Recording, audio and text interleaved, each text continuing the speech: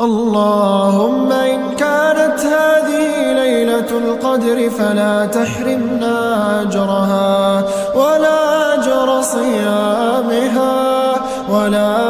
أجر قيامها، يا من يعلم عدد مكاين البحار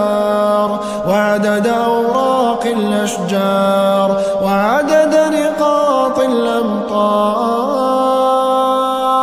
يا من يقول للشيء كن فيكون، يا ذا العزة والجبروت. سبحان من تعطف بالعز وقال به، سبحان من لا ينبغي التسبيح إلا له، سبحان ذي المجد والنعم، سبحان ذي الجلال والإكرام،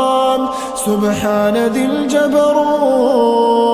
سبحان